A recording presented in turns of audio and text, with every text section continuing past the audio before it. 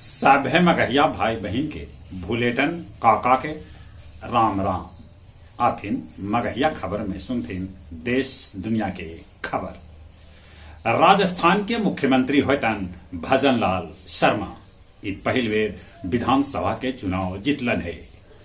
Global investor summit आज से ज्ञान भवन पटना में 600 से बेसी निवेशक के भाग लेवे के उम्मीद है।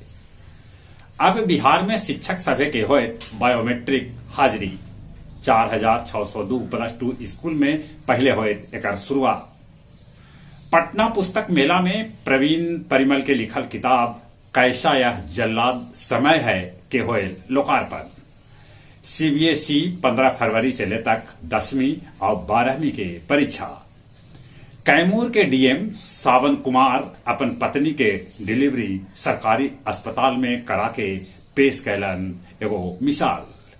मुजफ्फरपुर में भारत फाइनेंस कंपनी से लूट के 30 लाख रुपया पुलिस कैलक बरामद। यूनिट व क्रेडिट मैनेजर के धरलक पुलिस। पाकिस्तान के पूर्व प्रधानमंत्री जुल्फिकार अली भुट्टो के मौत के सजाए पर फिर से सुनवाई के हो रहा है मांग।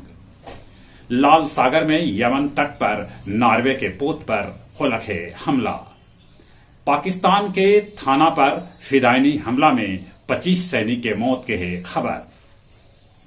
Doctor RL. वर्मा के 21वीं पुण्यतिथि गया जिला हिंदी साहित्य सम्मेलन भवन में मनावल गये। बोध गया में 19 जनवरी से 21 जनवरी तक मनावल जाए बौद्ध महोत्सव। गया जिला के 302 को डाक घर में ताला लटकल रहा। स्वदेशी दिवस पर मानपुर पटवा टोली से 400 गमछा अयोध्या भेजल गये। और अब कुछ खेल के समाचार। दोसर का T20 मैच में दक्षिण अफ्रीका भारत के 5 विकेट से हरा दिलक। ईगा स्वियातेक दोसर बच्चर भी बनलन सर्वश्रेष्ठ खिलाड़ी। जूनियर हॉकी विश्व कप में भारत नीदरलैंड के 4-3 से हरा के सेमीफाइनल में जगह बना लेलक।